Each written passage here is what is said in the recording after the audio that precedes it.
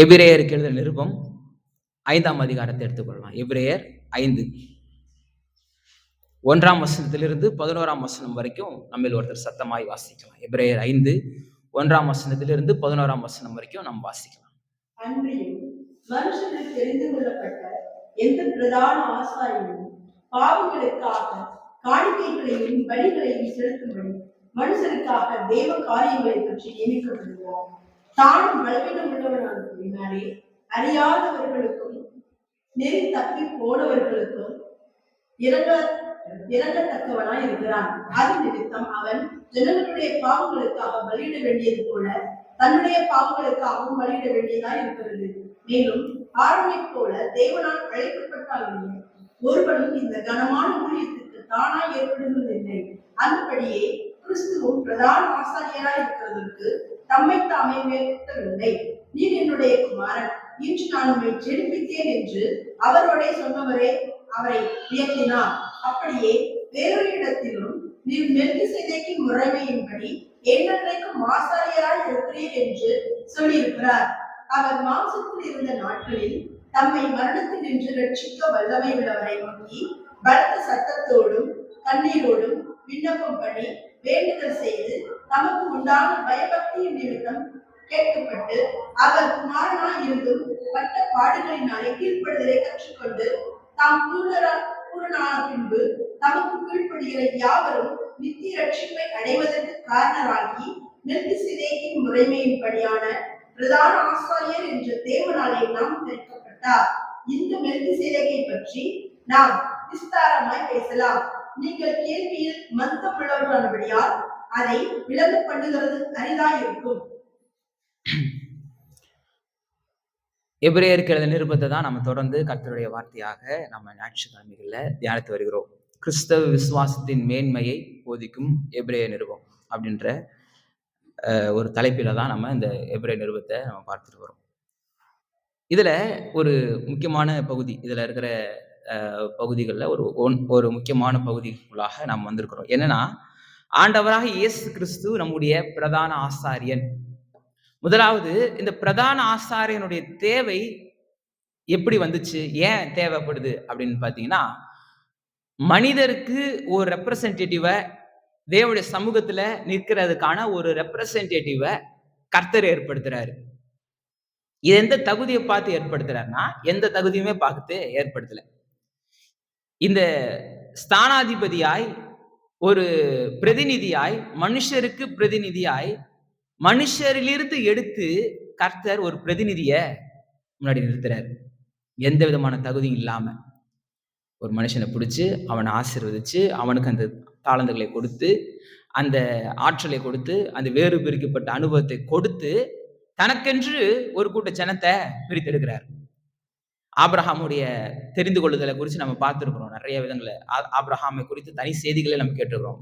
இந்த எபிரேயர் 11ஆம் அதிகாரம் வரும்போது இன்னும் நம்ம அதை குறித்து நம்ம பார்ப்போம். ஆபிரகாம ஒரு வேறு பிரிக்கப்பட்ட அனுபவத்துல கொண்டு வராரு. இந்த ஆபிரகாம்ல இருந்து ஈசாக்கு, அப்புறம் இஸ்மவேல், மாம்சத்தின்படி இஸ்மவேல்ன்ற ஒரு சந்ததி வருது. அந்த இஸ்மவேலிலிருந்து ஈசாக்குன்ற சந்ததியை தேர்ந்தெடுக்கிறாரு. அப்புறம் ஈசாக்குல இருந்து யாக்கோபு, ஏசான்ற ஒரு 2 மிகப்பெரிய சந்ததிகள் எழும்புறாங்க. இதுல ஏசாவை வெறுத்து யாக்கோபை தெரிந்து கொண்டேன் அப்படின்றாரு. எதன் அடிப்படையில? எந்த விதமான தகுதி அடிப்படையில கிடையாது. இதுல எல்லாமே பாத்தீங்கன்னா, நீங்க ஆபிரகாமுடைய சகோதரன் வந்து ஆபிரகாமுக்கு முன்னாடியே இறந்திருப்பாரு. என்ன ரீசன் கேட்டீங்கன்னா, கர்த்தருக்காக அவர் இறந்திருப்பாரு. அதனுடைய பின்னணி எல்லாம் பாத்தீங்கன்னா நிறைய ஆச்சரியமான தகவல்கள் நமக்கு கிடைக்கும். தேராகு அவருடைய கண்களுக்கு முன்பாக, அதான் அந்த வசனமே தெளிவா சொல்லுவோம், தகப்பனுக்கு முன்பாகனா அவர் பார்த்துட்டு இருக்கும் போதே ஒரு கர்த்தருக்காக வைராக்கியமாய் தன் ஜீவனை விட்டிருக்கிறாரு அந்த ஆபிரகாமுடைய சகோதரன். ஆனா ஆபிரகாம கர்த்தர் தேர்ந்தெடுத்தாரு. ஆபிரகாமும் கர்த்தருக்காய் வைராக்கியமாய் நிம்ரோத் ராஜாட்ட என்னென்னலாம் அவர் வந்து செஞ்சாருன்றதை நம்ம வரலாற்று தகவல்களாக நம்ம நிறைய விதங்களை பார்த்துருக்கிறோம். அப்போ ஒரு தெரிந்து கொள்ளுதல் அங்க இருக்கு. யாக்கோபு ஏசானும் பொழுது யாக்கோபு தேர்ந்தெடுக்கிறாரு. ஈசாக்கு இஸ்மவேல் போது இஸ்மவேல் பார்த்தா நல்ல ஒரு பலத்த ஒரு வேட்டைக்காரனாக, திறமைசாலியாக, நல்ல ஒரு அட்மினிஸ்ட்ரேட்டரா இருக்கிறாரு. ஆனாலும் ஒரு ஈசாக்கு தேர்ந்தெடுக்கிறாரு, யாக்கோபு தேர்ந்தெடுக்கிறாரு. ஏன்னா தகுதியை பார்த்து கர்த்தர் தேர்ந்தெடுக்கிறது கிடையாது. அதுதான் மறுபடியும் அங்க நமக்கு நிரூபிச்சுட்டே வர்றாரு. நம்ம நினைச்சிட்டு இருக்கிறோம், நாம கர்த்தருடைய சித்தத்தை செய்கிறதற்கு, கர்த்தருடைய நோக்கத்தை நிறைவேற்றுகிறதற்கு, கர்த்தருடைய ராஜ்யத்தை கட்டுவதற்கு நமக்குன்னு ஏதோ தகுதி வேணும் போல இருக்கு. அது வரைக்கும் நம்ம தகுதி படுறது வரைக்கும் நம்ம என்ன பண்ணுவோம், காத்திருப்போம் அப்படின்ட்டு நம்மளை நாமே ஒதுக்கி கொள்கிறோம், நம்மளை நாம மறைத்துக் கொள்கிறோம். நாம கர்த்தருடைய சித்தத்தை செய்வதற்கு நாம இடம் கொடுக்கிறது கிடையாது. ஆனா கர்த்தர் எப்படி செயல்படுறாருன்னா, தகுதியற்றவர்களுக்கு தான் தகுதியை தராரு. ஏன்னா அது அவங்க சுய பலத்தினால செய்யறது கிடையாது, கர்த்தருடைய பலத்தினால அவங்க செய்யறாங்கன்றத அவங்களும் தெரிஞ்சுக்கணும், பாக்குறவங்களுக்கும் தெரிஞ்சிடும்.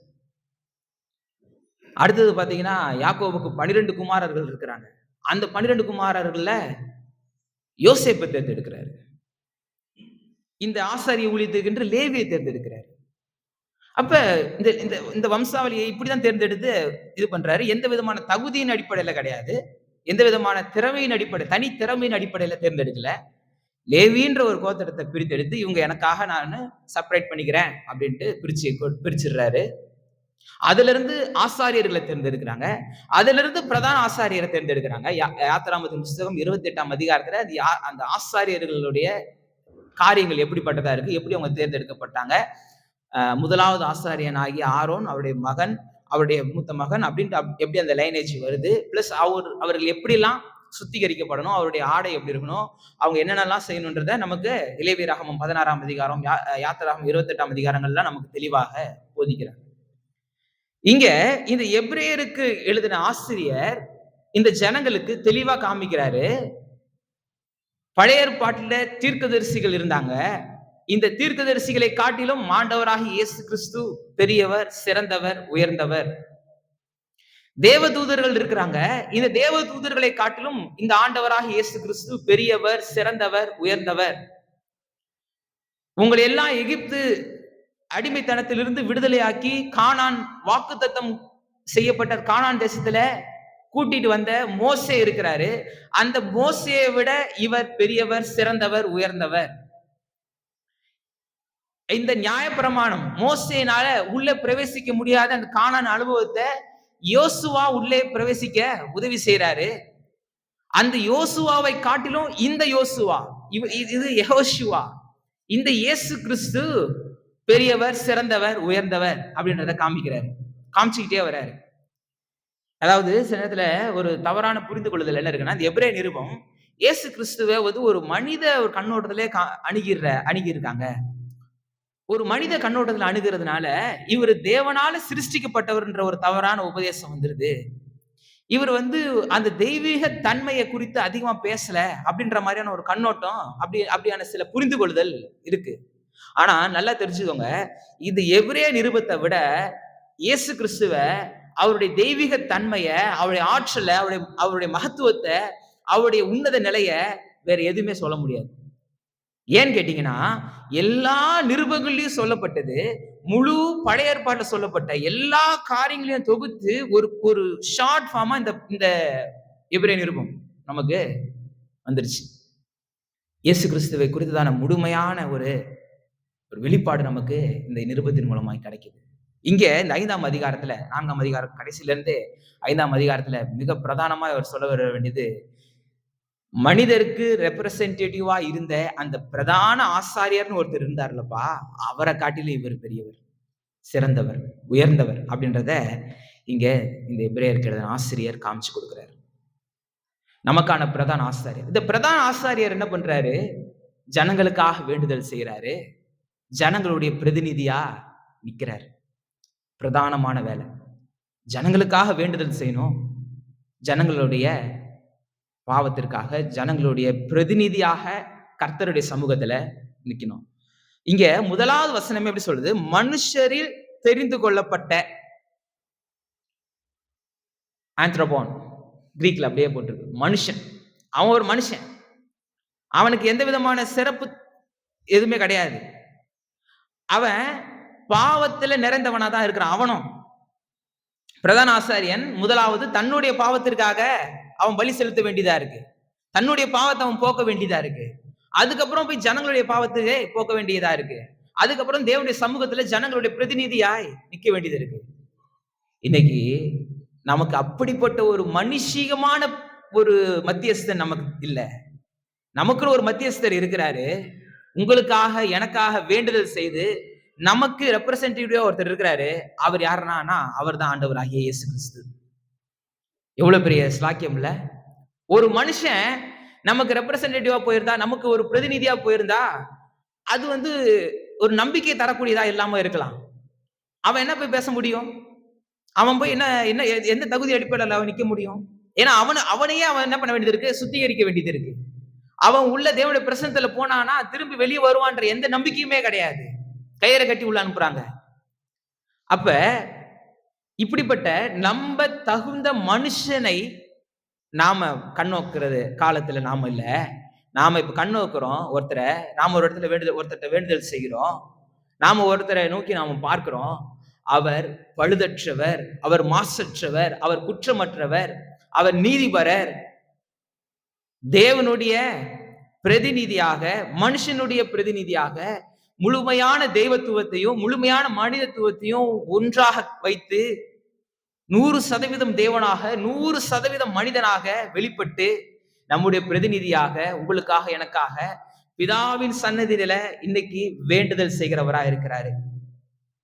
பிரதான ஆசாரியன் ஒரு பழுதற்ற ஒரு மிருகத்தினுடைய ரத்தத்தை சுமந்து அந்த கிருபாசன தண்டையில போயிட்டு அந்த ரத்தத்தை தெளித்து, ரத்தம் சிந்துதல் இல்லாமல் பாவ மன்னிப்பில்ல அப்படின்ற வேத வசனத்தை நினைவு கூர்ந்து, மனுஷனுடைய பாவத்திற்காக அந்த ஒரு மிருகத்தின் ரத்தத்தை அங்க வைத்து ஒரு ஒரு திருஷ்டாந்தமாக, ஒரு அடையாளமாக, பாவத்தின் சம்பளம் மரணம் என்ற அந்த வசனத்தை உறுதிப்படுத்தும் விதமாக அங்க வைக்கிறாங்க. இங்க இயேசு கிறிஸ்து தன்னுடைய சுய ரத்தத்தை வைக்கிறார். எது பெருசு? இப்ப அன்னைக்கு மாறக்கூடிய மறையக்கூடிய ஒரு ஆசரிப்பு கூடாரம், நிரந்தரமற்ற ஒரு ஆசரிப்பு கூடாரத்துக்குள்ளாக அது வைக்கப்பட்டுச்சு.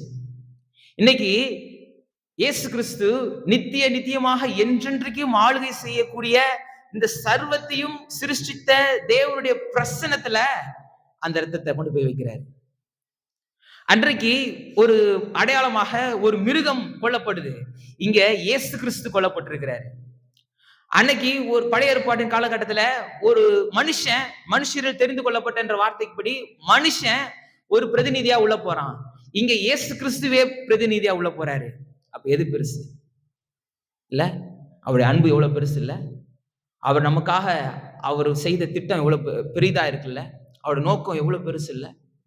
அவர் எவ்வளவு கிருபை உள்ளவரா, எவ்வளவு அன்பு நிறைந்தவரா, எவ்வளவு பெரிய ஒரு நோக்கத்தை அவர் நிறைவேற்றுகிறவரா இருக்கிறாரு.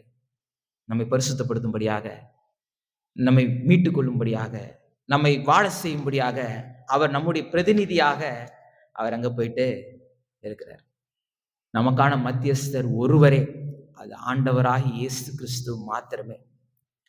1 தீமோத்தேயு புஸ்தகம் 2ஆம் அதிகாரம் 5ஆம் வசனம் அப்படியே சொல்லுது பாருங்க. 1 தீமோத்தேயு 2:5 வாசிங்க.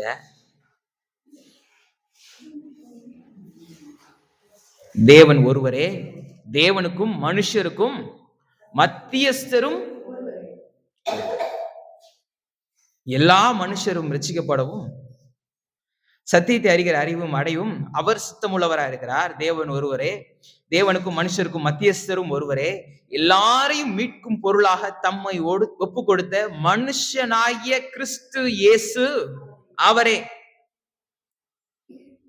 மனுஷனாகிய கிறிஸ்து இயேசு அவர் மத்தியஸ்தர். அவரு அப்ப நமக்கான ரெப்ரசன்டேட்டிவ், நமக்கான மத்தியஸ்தர், நாம வேண்டிக் கொள்ளத்தக்கவர், நம்ம தொழுது கொள்ள வேண்டியவர் அந்த ஒருத்தர் தான். நம்முடைய ஜெபங்களை அவர் மூலமாக மாத்திரம் தான் ஏற்க முடியும்.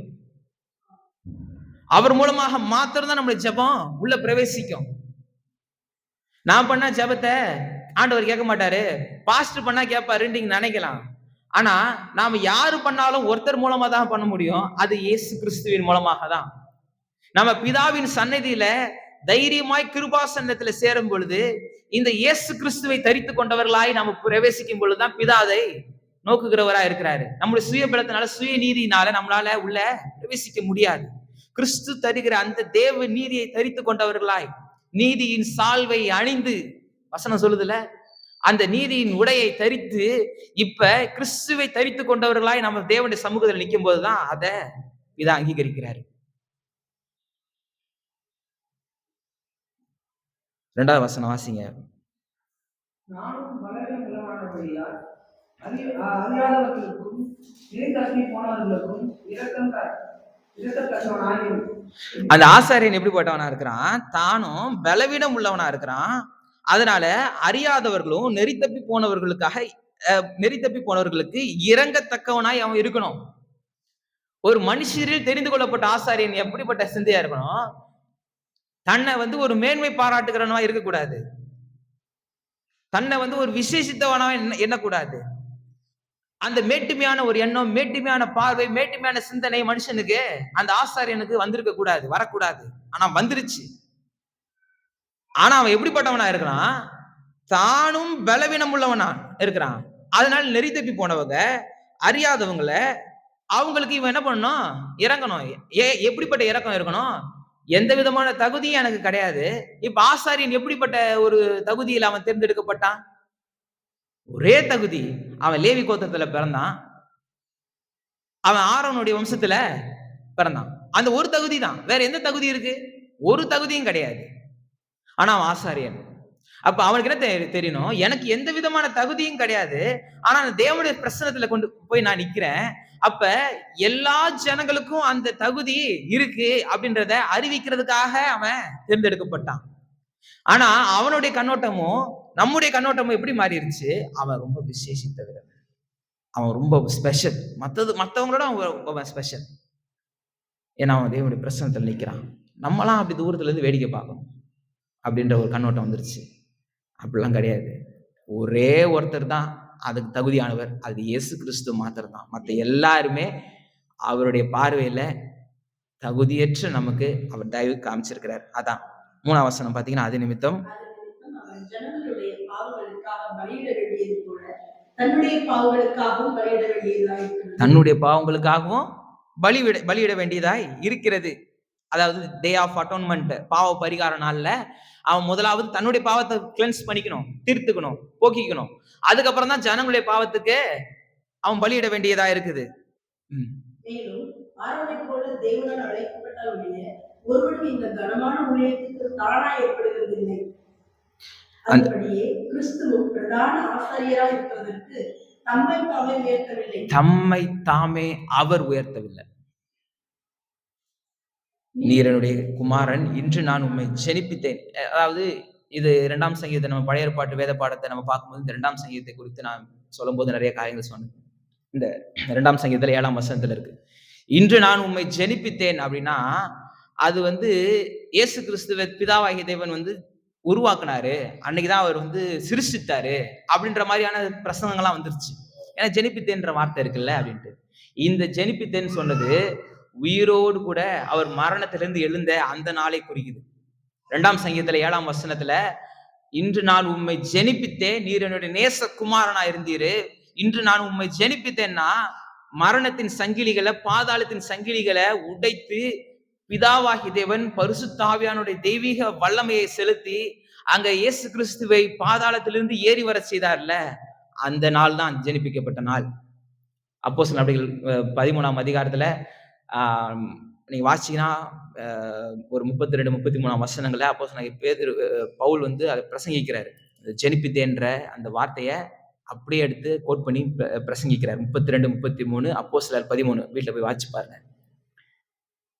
இங்க சொல்றாரு பாருங்க, அந்த 2ஆம் சங்கீதத்தை அப்படியே கோட் பண்ணி, இன்று நான் உம்மை ஜெனிப்பித்தேன் என்று அவருடைய சொன்ன பிதாவாகி தேவன் அவரை உயர்த்தினார். தானா உயர்த்தப்படல, தானா இது பண்ணல. பிதாவாகி தேவனுடைய சித்தம் அங்க நிறைவேறுது. பிதாவாகி தேவனுடைய நோக்கம் அங்க நிறைவேறுது. யோசிச்சு பாருங்க, இயேசு கிறிஸ்து பிரதான ஆசாரியன். நீங்க இது வரைக்கும் நினைச்சிட்டு இருக்கிற பிரதான ஆசாரியரை விட இவர் மேலானவர் அப்படின்றத இங்க பிரசங்கிக்கிறாரு. ஆனா இந்த எபிரேயர்களுக்கு என்ன தெரியும்? ஆசாரியன்றவன் லேவி கோத்திரத்துல இருக்கணும், ஆரோனுடைய வம்சவழியில இருக்கணும், அப்படிப்பட்டவங்க தான் பிரதான ஆசாரியன் அப்படின்ற ஒரு மனநிலை அவங்களுக்கு இருந்துச்சு. ஆனா இங்க இயேசு கிறிஸ்து, நீங்க அந்த ஜீனியாலஜியில பாத்தீங்கன்னா அவர் யூதா கோத்திரத்துல வந்துடுறாரு. இப்ப இந்த எபிரேயர்களுக்கு ஒண்ணு புரியல, ஆசாரியன்னா அவன் இதுலதானே இருக்கணும், லேவி கோத்திரத்துல தானே இருக்கணும். இயேசு யூதா கோத்திரத்தை சேர்ந்தவராச்சே, அவர் எப்படி பிரதான ஆசாரியரா இருக்க முடியும் அப்படின்ற கேள்வி வந்துரும். அதான் அடுத்து வந்துட்டாரு. அப்படியே அடுத்த வாசிங்க. வேறொரு இடத்திலும் நீர் மெல்கிசேதேக்கின் முறைமையின்படி என்றென்றைக்கும் ஆசாரியராய் இருக்கிறீர் என்று சொல்லியிருக்கிறார். இப்ப இவனுக்கு இந்த எபிரேய ஜனங்களுக்கு வெறுமனே சொன்னா புரியாது. இதையும் பழைய ஏற்பாட்டுல 110ஆம் சங்கீதத்துல இருக்கிற வசனத்தை அப்படியே கோட் பண்றாரு. 110ஆம் சங்கீதத்துல சங்கீதக்காரன் சொன்ன அந்த வசனத்தை கோட் பண்ணி, இந்த பிரதான ஆசாரியன்றவரு ஆரோன் போல லேவி கோத்திரத்துல அந்த வம்சாவளியில வந்தவர் கிடையாது, இவர் மெல்கிசேதேக்கின் வம்சாவளியில வர வேண்டியவர் அப்படின்றத காமிக்கிறாரு. ராஜாவும் ஆசாரியருமாய் இருக்கிற என்றென்றைக்கும் நிற்கக்கூடிய, செயல்படக்கூடிய, நிலை நிற்கக்கூடிய ஒரு பிரதான ஆசாரியராய் இந்த தேவன் இருக்கிறாரு, இது இயேசு கிறிஸ்து இருக்கிறாரு அப்படின்றத இங்க காமிச்சு கொடுக்கிறாரு. மெல்கிசேதேக்கை குறிச்சுலாம் நம்ம 7ஆம் அதிகாரத்தை வரும்போது நம்ம இன்னும் கொஞ்சம் அதிகமா நம்ம பார்க்கலாம்.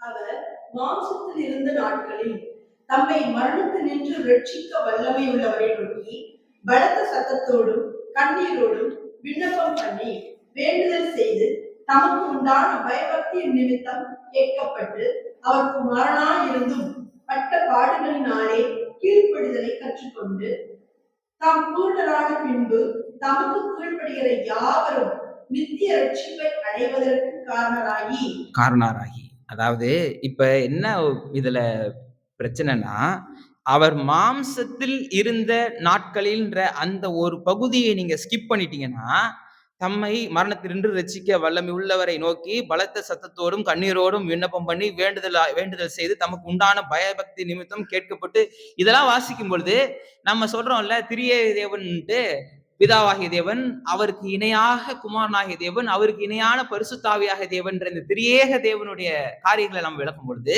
இந்த வசனத்தை தூக்கிட்டு வந்துருவாங்க.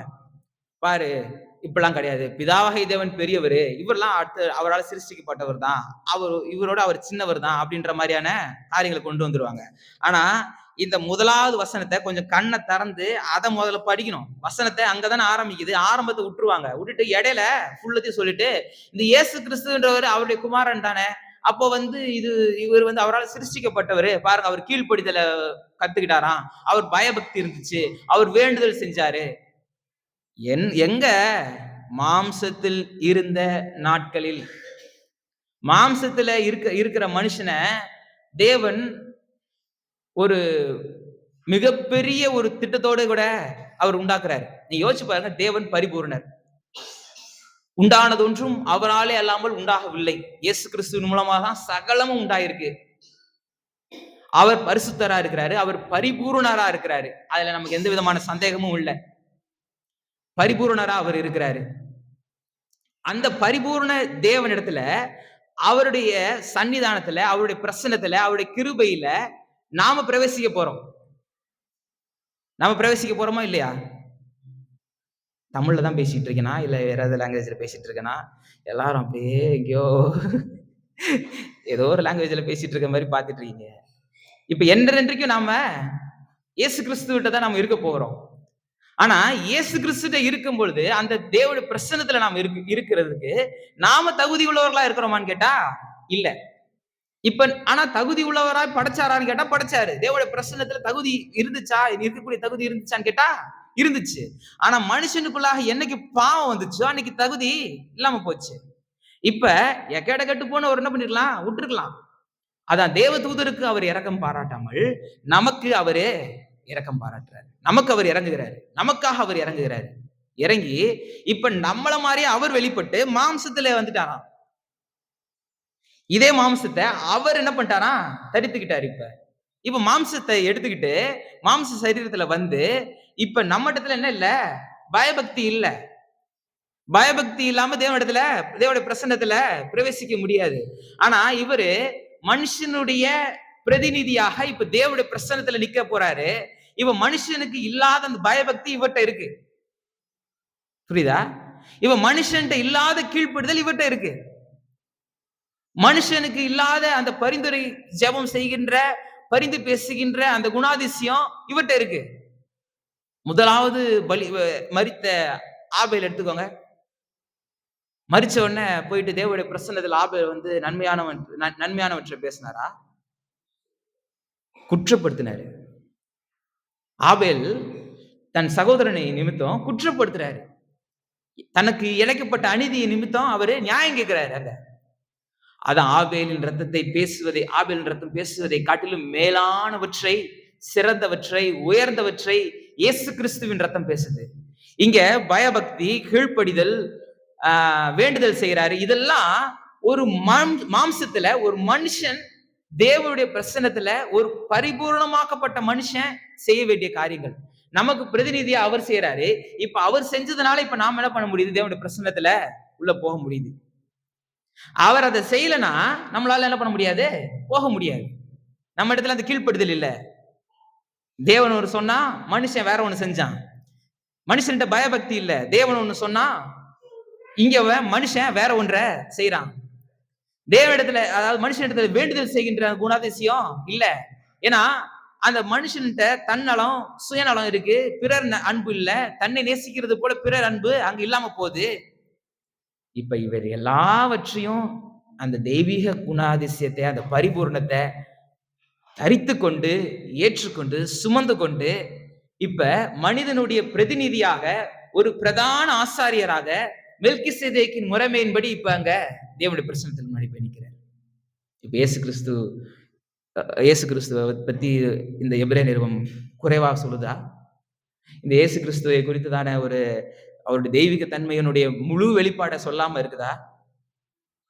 இது பயங்கரமா சொல்லுது. நமக்கு தான் விளங்க தெரியல. இன்னும் இதுக்குள்ள போனீங்கன்னா இன்னும் எவ்வளவு காரியங்கள் இருக்கு, எவ்வளவு விஷயங்கள் இருக்கு. மெல்கிசேதேக்கின் முறைமையின்படியான பிரதான ஆசாரியர் என்றும் தேவனாலே நாமும் தரிக்கப்பட்டார். இப்ப இந்த பேர் அவருக்கு தேவனால கொடுக்கப்பட்டுச்சு. நான் மறுபடியும் சொல்றேன். யாத்திராமத்தின் புஸ்தகம் 28ஆம் அதிகாரம், லேவியராமத்தின் புஸ்தகம் 16ஆம் அதிகாரம், இந்த வசனங்கள் எல்லாம் வீட்டுல போயிட்டு நீங்க வாசிச்சு பாருங்க. ஏன்னா இன்னைக்கு நம்ம அந்த சாப்டர்ஸ் எல்லாம் ஃபுல்லா வாசிச்சா நமக்கு நேரம் போதாது. ஏன்னா அது ஒன்னொன்னுத்தையும் ஒவ்வொரு வசனமா எடுத்து நம்ம அப்படியே பொருத்தி பார்த்துக்கிட்டே இயேசு கிறிஸ்துவோடு கூட, மனுஷனோடு கூட, பிரதான ஆசாரியன், இது எல்லாவற்றையும் ஒரு நேர்கோட்டில் வச்சு நம்ம பொருத்தி பார்த்து அதை நம்ம செய்ய வேண்டியது இருக்கு. அதெல்லாம் நீங்க வீட்டுல போயிட்டு நீங்க அதை ஹோம் ஒர்க்கா செய்யுங்க. அதெல்லாம் நீங்க நீங்களா எடுத்து செய்யும்பொழுது நிச்சயமா அது ஒரு பெரிய ஒரு ஆசீர்வாதத்தை உங்களுக்கு தரும். அப்ப இயேசு கிறிஸ்து நம்முடைய பிரதான ஆசாரியர். அவரிடத்துல பாவம் இருந்துச்சான்னு கேட்டா இல்ல.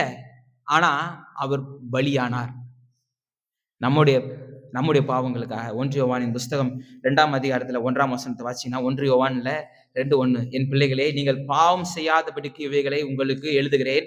ஒருவன் பாவம் செய்வானானால் நீதிபரராய் இருக்கிற இயேசு கிறிஸ்து நமக்காய் பிதாவினிடத்தில் பரிந்து பேசுகிறவராய் இருக்கிறார்.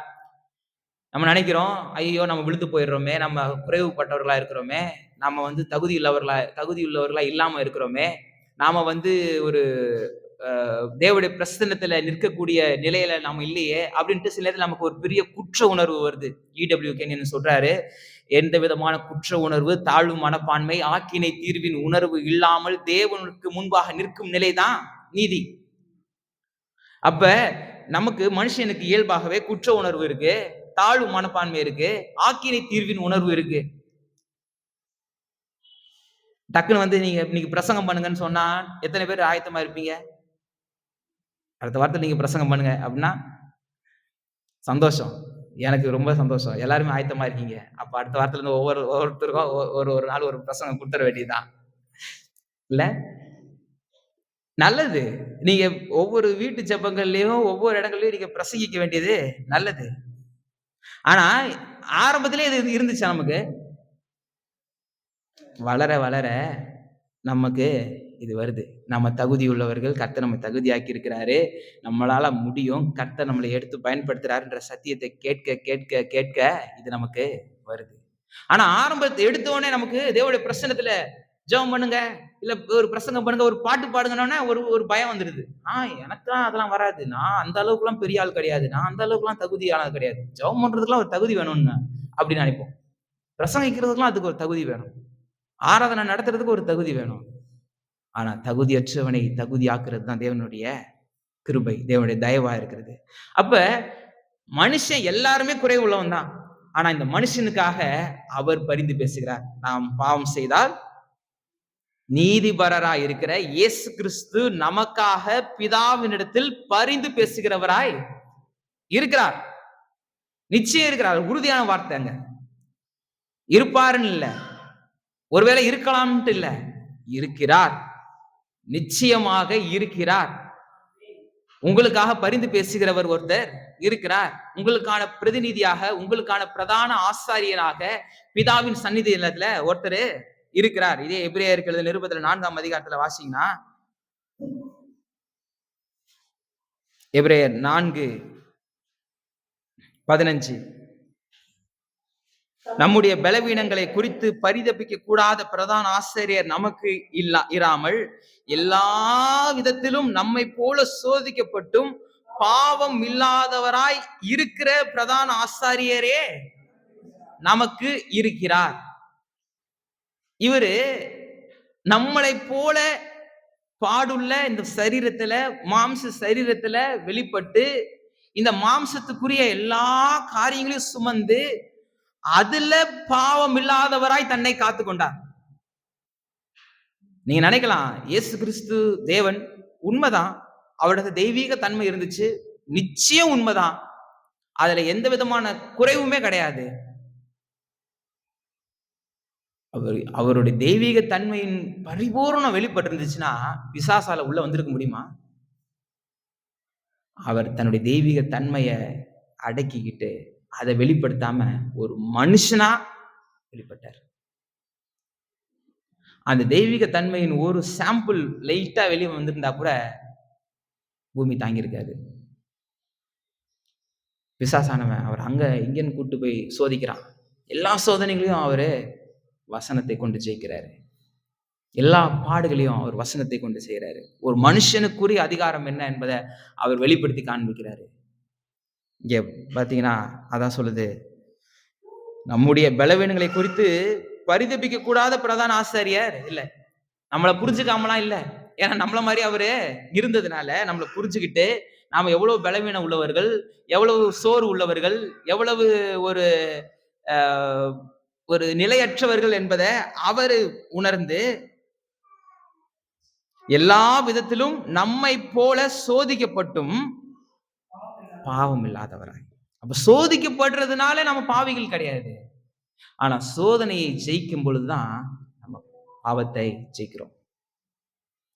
அந்த டெம்டேஷனை நம்ம ஓவர் கம் பண்ண தெரிஞ்சிருக்கணும். சோதிக்கப்பட்டும் பாவம் இல்லாதவராய் இருக்கிற பிரதான ஆசாரியர் நமக்கு இருக்கிறார். ஏசாயா தீர்க்கதரிசியின் புஸ்தகம் 53ஆம் அதிகாரத்துல வாசிச்சீங்கன்னா, ஏசாயா தீர்க்கதரிசியின் புஸ்தகம் 53 நமக்கு எல்லாருக்கும் தெரிஞ்ச வேத பகுதி. 3ஆம் வசனத்திலிருந்து 5ஆம் வசனம் வாசிச்சீங்கன்னா, அவர் அசட்டை பண்ணப்பட்டவரும் மனுஷரால் புறக்கணிக்கப்பட்டவரும் துக்கம் நிறைந்தவரும் பாடு அனுபவித்தவருமா இருந்தார். அவரை விட்டு நம்முடைய முகங்களை மறைத்து கொண்டோம். அவர் அசட்டை பண்ணப்பட்டிருந்தார், அவரை எண்ணாமற் போனோம். மெய்யாகவே அவர் நம்முடைய பாடுகளை ஏற்றுக்கொண்டு நம்முடைய துக்கங்களை சுமந்தார். நாமோ அவர் தேவனால் அடிபட்டு வாதிக்கப்பட்டு சிறுமைப்பட்டவர் என்று எண்ணினோம். நம்முடைய மீறுதல் நிமித்தம் அவர் காயப்பட்டு நம்முடைய அக்கிரமங்கள் நிமித்தம் அவர் நொறுக்கப்பட்டார். நமக்கு சமாதானத்தை உண்டு பண்ணும் ஆக்கினை அவர் மேல் வந்தது, அவருடைய தழும்புகளால் நாம் குணமாகிறோம். நம்மளாம் சொல்லலாமா? அவருடைய தழும்புகளால் நான் குணமாகிறேன், அவருடைய தழும்புகளால் நான் குணமாகிறேன், என்னை அவருடைய தழும்புகளால் நான் தகுதி பெறுறேன். பிதாவினுடைய பிரசன்னத்துல உள்ள பிரவேசிக்கக்கூடிய, என்னை மன்னிக்கக்கூடிய, எனக்காக பரிந்து பேசக்கூடிய அந்த பிரதான ஆசிரியர் அவர் இருக்கிறபடினால் இப்ப நான் என்ன பண்ண முடியும்? உள்ள போக முடியும். ஏன்னா நான் குணமாக்கப்பட்டிருக்கிறேன். 1 பேதுருவின் புஸ்தகம் 2ஆம் அதிகாரம் 22ஆம் வசனத்தை வாசிச்சீங்கன்னா, 1 பேதுருல 2ஆம் அதிகாரம் 22, அவர் பாவம் செய்யவில்லை, அவருடைய வாயில் வஞ்சனை காணப்படவும் இல்லை. அவர் எந்த விதமான பாவத்தையும் செய்யல, அவரிடத்துல எந்த விதமான வஞ்சனையும் இல்லை, அவரிடத்துல எந்த விதமான குற்றமும் இல்லை. ஆனா அவர் நமக்காக தண்டிக்கப்பட்டார். அதான் சுவிசேஷம். நம்முடைய பாவங்களுக்காக, நம்முடைய அக்கிரமங்களுக்காக, நமக்காக அவர் தண்டிக்கப்பட்டு நம்மை தகுதி உள்ளவராக்கி இருக்கிறாரு. நமக்காக அவர் தண்டிக்கப்பட்டாரு அப்படின்றதையும் நம்ம ஏற்றுக்கிறது கிடையாது, தெரிஞ்சுக்கிறது கிடையாது. இப்ப நம்மளை தகுதி ஆக்கிட்டாருன்றதையும் நம்ம நினைக்கிறதே கிடையாது. ஆனா இந்த சத்தியம் நம்மளை வாழ செய்யும். 2 கொரிந்தியர் புஸ்தகம் 5ஆம் அதிகாரம் 2 கொரிந்தியரின் புஸ்தகம் 5ஆம் அதிகாரம் 21ஆம் வசனத்தை வாசிங்கன்னா 5:21, நாம் அவருக்குள் தேவனுடைய நீதியாகும்படி பாவம் அறியாத அவரை நமக்காக பாவமாக்கினார். பிதாவாகி தேவன் அவரை பாவமாக்கினார். இயேசு கிறிஸ்து பாவமாக்கப்பட்டார். அவர் பாவி கிடையாது. அவருக்கு எந்த விதமான கரை திரை குற்றம் அழுக்கற இருந்த தேவன், பரிசுத்தம் உள்ள தேவன். இப்ப பாவத்தை சுமந்து அவர் கல்வாரி சிலுவையில பலியாகினார். பாவத்தின் சம்பளம் மரணம். ரத்தம் சிந்துதல் இல்லாமல் பாவ மன்னிப்பு இல்லை. ஒரே பலி, ஏக பலி, மிக பிரதான ஆசாரியரால அவரால பாருங்க, பலி ஒன்றுக்கும் அதை செலுத்துற பிரதான ஆசிரியர் ஒருத்தர் இருப்பாரு. இதை ஒருத்தர்கிட்ட போயிட்டு ஒருத்தருடைய பிரசன்னத்துல கொண்டு போயிட்டு வைக்கணும். இது மூணுத்தையும் ஒரே ஆள் செஞ்சுட்டார். தேவனுடைய பிரசன்னத்துல பிரதான ஆசாரியன் ஒரு பழுதற்ற பலியின் ரத்தத்தை கொண்டு போயிட்டு வைக்கணும். இங்க இயேசு கிறிஸ்து பிதாவாகி தேவனுடைய பிரசன்னத்துல அவருடைய சுய ரத்தத்தை சுமந்து பிரதான ஆசாரியாராய் நமக்கு கொண்டு போயிட்டு இருக்கிறார். அவர் பழுதற்றவராய் பழுதற்ற பலியாக நமக்காக பலி செலுத்தப்பட்டிருக்கிறார். 1 யோவானின் புஸ்தகம் 3ஆம் அதிகாரம் 5ஆம் வசனத்துல பாத்தீங்கன்னா 1 யோவான்ல 3:5, அவர் நம்முடைய பாவங்களை சுமந்து தீர்க்க வெளிப்பட்டார் என்று அறிவீர்கள். அவரிடத்தில் பாவம் இல்லை. பாவமாக்கப்பட்டார், ஆனா அவரிடத்துல பாவம் இல்லை. பாவமாக்கப்பட்டார், அவர் பாவமாக்கப்பட்டாரு, ஆனா அவரிடத்துல பாவம்ன்றது இல்லவே இல்லை. அதை நல்லா தெரிஞ்சுக்கணும். ரோமர் நிருபம் 8ஆம் அதிகாரம் 3ஆம் வசனத்துல சொல்லுது பாருங்க. ரோமர் 8:3, அந்தபடி மாம்சத்திலே பலவீனமாய் இருந்த நியாயப்பிரமாணம் செய்யக்கூடாததை தேவனே செய்யும்படிக்கு தம்முடைய குமாரனை பாவம் மாம்சத்தின் சாயலாகவும் பாவத்தை போக்கும் பலியாகவும் அனுப்பி மாம்சத்திலே பாவத்தை ஆக்கினைக்குள்ளாக தீர்த்துட்டார். கூட வரீங்களா? கவனிச்சுட்டு வரீங்களா? மறுபடியும் வாசிங்க. அந்தபடி மாம்சத்திலே பலவீனமாயிருந்த நியாயப்பிரமாணம் செய்யக்கூடாததை தேவனே செய்யும்படிக்கு தம்முடைய குமாரனாகிய, அதாவது இயேசு கிறிஸ்து சொல்றார், தம்முடைய குமாரனை பாவ மாம்சத்தின் சாயலாகவும் பாவத்தை போக்கும் பலியாகவும் அனுப்பி மாம்சத்தில பாவத்தை ஆக்கினைக்குள்ளாக தீர்த்தார். இப்ப பாவத்தை ஆக்கினைக்குள்ளாக தீர்த்தார். பாவியை ஆக்கினைக்குள்ளாக தீர்க்க வேண்டியவரு பாவி ஆக்கினைக்குள்ளாக போக வேண்டியவன். ஆனா யாரு போனா? இப்ப பாவம் போயிருச்சு. அதாவது மனுஷன் தனியா இருந்தா பாவம் தனியா இருந்துச்சு. முதலாவது மனுஷன் இது ரெண்டும் ஒட்டிக்கிச்சு. பாவத்தையும் மனுஷனையும் பிரிக்க முடியாம இருந்துச்சு. இயேசு கிறிஸ்து அத மனுஷன் தனியா பாவம் தனியா பிரிச்சிட்டார். இப்ப இந்த பாவம் கொண்டு போயிட்டு ஒரு கல்லை கட்டிட்டு கடலை குதிச்சீங்கன்னா எப்படி இருக்கும்? மீண்டு வர முடியுமா?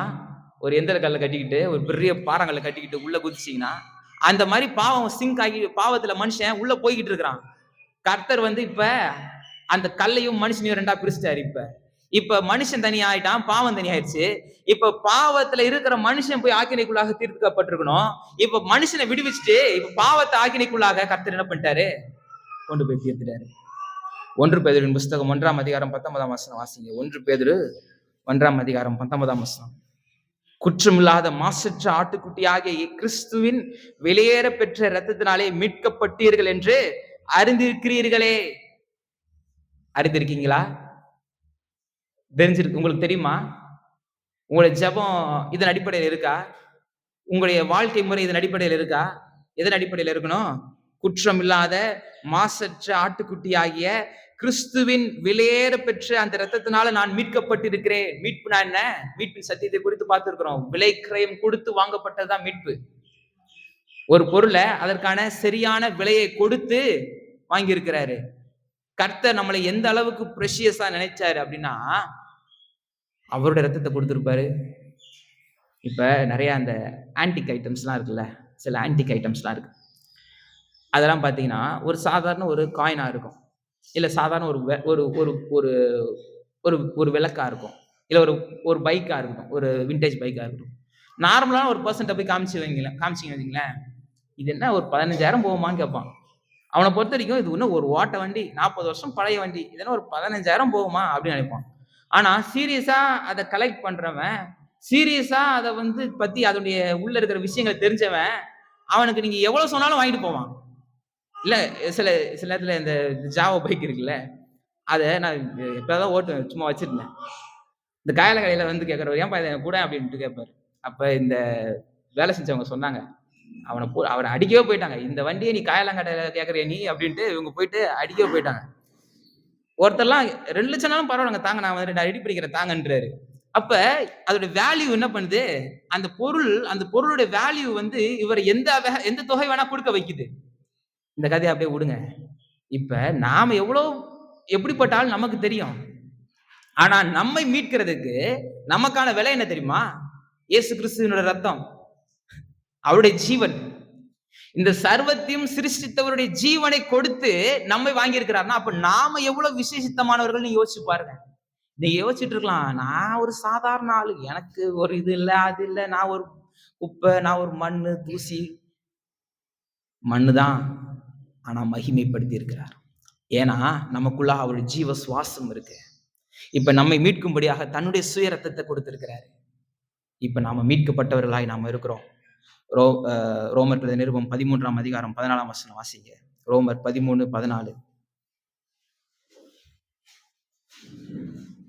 துருச்சைகளுக்கு இடமாக உங்கள் உடலை பேணாமல் இருந்து கர்த்தராகி இயேசு கிறிஸ்துவை தரித்துக் கொள்ளுங்கள். துருச்சைகளுக்கு இடம் கொடுக்காம உங்கள் ஆவியை காத்துக்கொள்ளுங்கள்னு சொல்ல, உங்கள் ஆத்மாவை காத்துக்கொள்ளுங்கள்னு சொல்ல, உங்கள் சரீரங்களை, உங்கள் உடலை காத்துக்கொள்ளுங்கள். இயேசு கிறிஸ்துவை தரித்துக் கொள்ளுங்கள். ஏன்னா உங்களுக்கான விலைக்கரையம் மிகப்பெரியது. இந்த ஆண்டவர் ஏன் சிறந்தவர், ஏன் பெரியவர், ஏன் உயர்ந்தவர் ஒரு பிரதான ஆசாரியரை விட அப்படின்னு பாத்தீங்கன்னா, ஒரு டக்குன்னு ஒரு 3 விஷயத்தை மட்டும் பார்த்துட்டு நம்ம நிறைவு செய்யலாம், எடுத்துக்கலாம். மறுபடியும் நம்ம எபிரேயர் 5ஆம் அதிகாரத்துக்கு வந்துருங்க. எபிரேயர் 5ஆம் அதிகாரத்துல இன்னைக்கு அந்த எபிரேயர் 5ஆம் அதிகாரத்தை முடிச்சிருவோம்.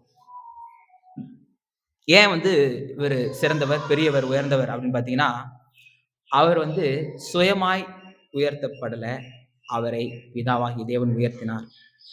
நமக்காக அவர் உயர்த்தப்பட்டார். மனுஷிகமான பிரதான ஆசாரியன் ஒரு மாறக்கூடிய இடத்துல, ஆசரிப்பு கூடாரம்ன்றது நிலையான இடம் கிடையாது. அது ஒரு கூடாரம். அது ஒவ்வொரு இடத்துலயும் மாறி மாறி கொண்டு போய் வைக்கிற இடம். அது ஒரு பர்பஸ்ஃபுல்லாவே கர்த்தர் செஞ்சார். தேவாலயம் கட்டும் பொழுது எங்கேயுமே அது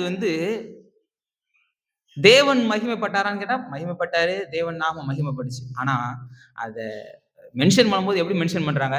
சாலமோன்ஸ் டெம்பிள் தான் மென்ஷன் பண்றாங்க. சாலமோனுடைய தேவாலயம். சாலமோன் தான் அங்க மகிமைப்படுறாரு. அங்க தேவ மகிமைன்றது பட்டாரான்னு பட்டாரு. ஆனா அதனுடைய கிரெடிட் யாருக்கு போயிடுறான்னு பார்த்தா சாலமோனுக்கு போயிருது. அங்க தேவனுடைய பிரசன்னம் இருந்துச்சா? நிச்சயமா இருக்கு. ஆனா கிரெடிட் யாருக்கு? சாலமோன் இருக்கு. அது நிலையா இருந்துச்சா? இடிக்கப்பட்டுருச்சு. பாபிலோன் இடிச்சுட்டு போயிட்டாங்க. அடுத்தது எஸ்ரா நெகேமியா காலத்துல, செருபாபேல் காலத்துல மறுபடியும் போட்டு கட்டுறாங்க. மறுபடியும் பாத்தீங்கன்னா ஏரோது அவங்களுக்கு நன்மை செய்கிறவனாய் தன்னை ஒரு நல்லவனாய் காமிச்சுக்கிறதுக்கு 40 வருஷம் கட்டி ஒரு மிகப்பெரிய தேவாலயத்தை கட்டுறாரு. அது ஏரோது கட்டின தேவாலயம். அங்க யாருடைய நாமம் மகிமைப்பட்டுச்சு? ஏரோதோட நாமம் தான் மகிமைப்பட்டுச்சு. ஆனா இந்த கையினால் செய்யப்பட்ட ஆலைகள் அவர் வாசமாய் இருக்கிறது இல்லை அப்படின்றது சங்கீத இதுல சாலமோனே சொல்லிட்டாரு. அங்கேயே சொல்லிட்டாரு, கையினால் அவ்வளவு பிரம்மாண்டமா நான் பண்ணிட்டேன், இவ்வளவு பிரம்மாண்டமா செஞ்சுட்டேன். இன்னைக்கு அது இருந்துச்சுன்னா அது உலக அதிசயங்களுக்கெல்லாம் அதிசயமா அது இருந்திருக்கும். அவ்வளவு மகிமையான ஒரு இடம். ஆனா இதுல அவர் வாசம் அவரை தங்க வைக்க முடியாது, அவருடைய பிரச்சனத்தை இதுக்குள்ள அடக்க முடியாது அப்படின்ட்டு அவரே சாலமோனே சொல்லிட்டாரு. இது இடிக்கப்பட்டுச்சா? இடிக்கப்பட்டுருச்சு. செங்கலா பிரிச்சுட்டு போயிட்டாங்க. கல்லின் மேல் கல் இல்லாம போயிருச்சு. ஆசரிப்பு கூடாரம் பேர்த்து வேற இடத்துல கொண்டு போகப்படுது. நிலையான இடம் கிடையாது. ஆனா இன்னைக்கு கிறிஸ்து நமக்காய் பரிந்து பேசுகிற இடம் நிலையான இடம். கிறிஸ்து நமக்காய் போய் நிக்கிற இடம் நிலையான இடம். அதனால இவரு சிறந்தவர். 5ஆம் வசனம் 5ஆம் அதிகாரத்துல 4ஆம் வசனம், 5ஆம் வசனம், 6ஆம் வசனம் 3 வசனத்திலையும் இது நமக்கு தெளிவா வெளிப்படுது. 7ஆம் வசனம் பாத்தீங்கன்னா, அவருடைய செயல்பாடுகள் நிமித்தமாக அவர் சிறந்தவரா இருக்கிறாரு. பிரதான ஆசாரியன் ஒரு மாறக்கூடிய, மறையக்கூடிய, அழியக்கூடிய இடத்துல பலி செலுத்தி கொண்டு போய் தன்னுடைய அந்த ரத்தத்தை, அந்த பழுதற்ற பலியின் ரத்தத்தை சிந்தினா, இங்க இந்த பிரதான ஆசாரியர் மாறாத, மறையாத, நித்தியமான இடத்துல கொண்டு போயிட்டு நிறுத்துறாரு. இங்க இந்த பிரதான ஆசாரியன் அவனுடைய பாவங்களுக்காக அவன் என்ன பண்ண வேண்டியது இருக்கு? பலி செலுத்த வேண்டியதா இருக்கு. அவனுடைய பாவங்களுக்காக அவன் இது பண்ண வேண்டியது இருக்கு. ஆனா இவர் என்ன எப்படிப்பட்டவர்? பாவமற்றவர், குற்றமற்றவர், நீதிபரர். அதனால இவர் சிறந்தவர். 3வது 9ஆம் வசனத்துல காமிச்சு கொடுக்கிறாரு பாருங்க. நித்தியமான விடுதலையை அவர் ஏற்படுத்துகிறார். பூரணராக்கப்பட்ட பின்புனா அவர் பரிபூர்ணர். அவரு இயேசு கிறிஸ்து பரிபூர்ணமா இல்ல, மாம்சத்துல அவர் எல்லாத்தையும் செஞ்சதுக்கு அப்புறம் தான் அவர் பரிபூர்ணம் ஆயிட்டாரு. அப்படி கிடையாது. அவர் பரிபூர்ணம் உள்ள தேவன். உண்டானதும் அவராலே அல்லாமல் உண்டாகவில்லைன்னு சொல்லும் பொழுது அவரிடத்துல என்ன குறை இருந்திருக்கும்? அவர் நித்தியமான தேவன், அவர் பரிபூர்ணம் உள்ளவர். ஆனா இந்த பரிபூர்ணம் யாருக்கு இல்லாம இருந்துச்சுன்னா மனுஷனுக்கு இல்லாம இருந்துச்சு. 7ஆம் வசனத்துல முதலாவது சொல்லும் பொழுது மாம்சத்தில் இருந்த நாட்களில் பொழுது, இப்ப மாம்சத்துல பரிபூர்ணம் இல்லாத மனுஷனுடைய ரெப்ரசன்டேட்டிவா அவர் பரிபூர்ணப்பட்டு அவர் காண்பித்து இப்ப நாம் எல்லாரையும் என்ன பண்ணிருக்கிறாரு? பரிபூர்ணப்படுத்திருக்கிறாரு. இப்ப அன்னைக்கு பிரதான ஆசாரியன் ஒரு பலி செலுத்திட்டாரு. ஒவ்வொன்றுக்கும் தனித்தனி பலி செலுத்த வேண்டியது இருந்துச்சு. பாவ நிவாரண பலி, குற்ற நிவாரண பலி, சமாதான பலி, போச்சன பலி, சர்வாங்க தகன பலி, இப்படி பயங்கரமான இது செய்ய வேண்டியது இருந்துச்சு. இதெல்லாம் ஒரு முறை செஞ்சுட்டா அப்பாடா அப்படின்னு ஃப்ரீயா விட்டுலாமான்னு கேட்டா மறுபடியும் செய்ய வேண்டியது இருந்துச்சு. தினம் செய்ய வேண்டியது இருந்துச்சு. வருஷம் செய்ய வேண்டியது இருந்துச்சு. வாரம் செய்ய வேண்டியது இருந்துச்சு. பண்டிகை தோறும் செய்ய வேண்டியது இருந்துச்சு. நம்ம தான் போன வருஷம் செஞ்சுட்டோமே, இப்ப இந்த வருஷத்துக்கு மட்டும் இந்த வருஷம் நம்ம தான் பாவமே செய்யலையே விட்டுலான்னு இருந்துச்சா? கிடையாது. எல்லாரும் மறுபடியும் முதல்ல இருந்து எல்லா கோட்டையும் அப்படின்ட்டு எல்லாத்தையும் அழிச்சிட்டு மறுபடியும் பலி செலுத்த வேண்டியது இருந்துச்சு. அங்க மறுபடியும் செலுத்தி என்னன்னா, உன்னுடைய பாவம் மன்னிக்கப்படல, உன்னுடைய பாவம் நீக்கப்படல, அது சும்மா மேலோட்டமா மூடப்பட்டிருக்கின்றத மறுபடியும் காமிச்சிருக்கு. அப்ப ஒரு மனுஷன் பலி செலுத்திட்டான், மறுபடியும் பலி செலுத்தும் போது என்ன சொல்றான்? போன முறை நான் பலி செலுத்தினதுல அது வேஸ்ட் அப்படின்ட்டு அவனே என்ன பண்றான்? அறிக்கையிடுறான். இப்ப இவன் பலி செலுத்தும் போது இனிமே நான் பலி செலுத்த வரவே மாட்டேன்ற மன உறுதியோட செய்யறான். அடுத்த வருஷமும் நான் செய்வேன்றான். ஏன்? அப்ப இப்ப நான் செலுத்த பலியும் அவனுக்கு வேஸ்ட், ஒண்ணும் கிடையாது. அது டெம்பரவரியா ஒரு சொல்யூஷனை பாவத்தை மூடுச்சு. இங்க இயேசு கிறிஸ்துவின் மூலமா ஏற்படுத்தப்பட்டது நித்திய பலி. நித்திய பலி. அந்த நித்திய பலி அவர் நமக்காய் செலுத்திட்டாரு. இப்ப உங்களுக்கான நித்தியமான பலி அவர் செலுத்திருக்கிறார். அப்ப அவர் உயர்த்தப்பட்டிருக்கிறதுனால, அதாவது அவர் இப்ப இருக்கிற நிலையினால அவர் உயர்ந்தவர், சிறந்தவர், பெரியவர். அவர் தன்னுடைய செயல்கள்னால உயர்ந்தவராய், சிறந்தவராய், பெரியவராய் இருக்கிறாரு.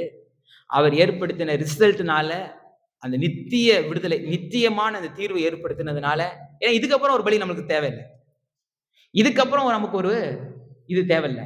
இன்னொரு பிரதான ஆசாரியர் வர வேண்டிய அவசியம் இல்லை.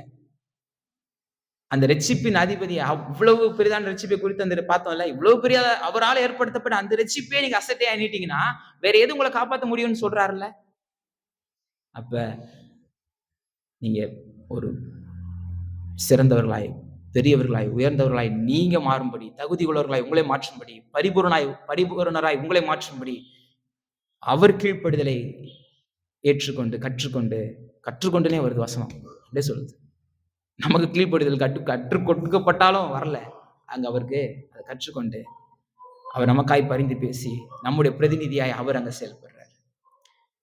நமக்கு ஏதாவது கவலை இருக்குமா? இப்ப எல்லா கவலைகளையும் அவர் மீது வைத்து விடுங்கள். எல்லா கவலையும். ஏன்னா நமக்கான அவர் பரிந்து பேசிட்டே இருக்கிறார்.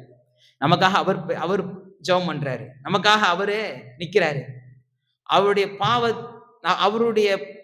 நம்முடைய பாவங்கள் அவர் சுமந்ததுனால இப்ப நம்ம தைரியமாய் பிதாவுடைய பிரசன்னத்தில் நிற்க முடியுது. இந்த பூமியில ஒரு வெற்றியுள்ள வாழ்க்கை வாழ முடியுது. நாம் அனைவரும் எழுந்து நிற்கலாம்.